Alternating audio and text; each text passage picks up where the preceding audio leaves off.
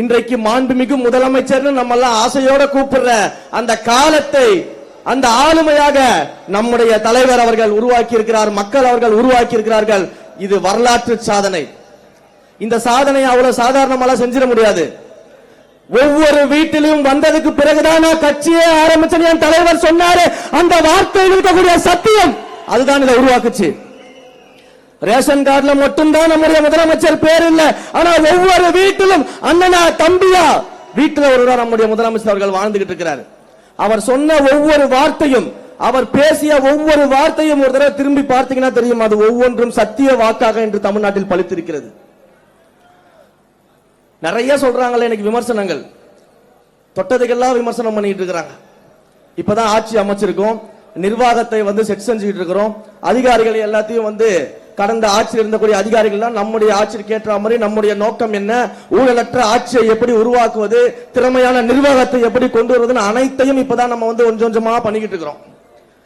அதுக்குள்ள இதற்கு முன்னால் ஆண்ட கட்சியான திமுகவிற்கு என்னதான் நடந்துச்சுன்னு தெரியல. தினம் தினம் புலம்பிக்கிட்டு இருக்கிறாங்க, தினம் தினம் அழுதுகிட்டு இருக்கிறாங்க, மேடை ஏறினாலே அழுதுகிட்டு இருக்கிறாங்க.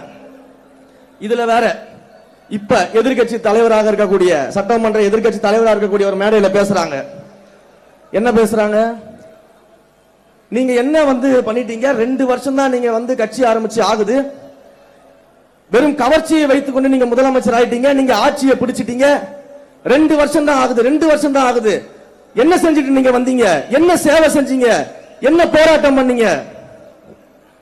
சரி, திரும்பவும் கேட்கிறேன், அண்ணன் என்ன சுதந்திர போராட்ட தியாகியா?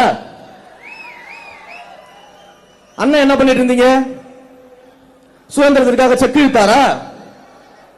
காந்தியை போல கதராடை அணிந்து கொண்டு இந்தியா முழுக்க பிரச்சாரம் பண்ணாரா? சுதந்திரத்துக்காக அகிம்சை வழியில போராடினாரா?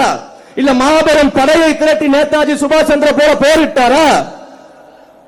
எங்கள் தலைவராவது திரைத்துறையில் நடிகராக இருக்கும் பொழுது அந்த இந்தியாவிலேயே திரைத்துறையில் உச்சபட்ச நடிகராக உயர்ந்து விட்டு அரசியலுக்கு வந்தாரு. அண்ணன் அப்படி என்ன சாதனை பண்ணிட்டு வந்துட்டீங்க? எப்படி நீங்க துணை முதலமைச்சரா இருந்தீங்க இதுக்கு முன்னாடி? அப்ப யாரு யாரை பார்த்து கேள்வி கேட்கறதீங்க?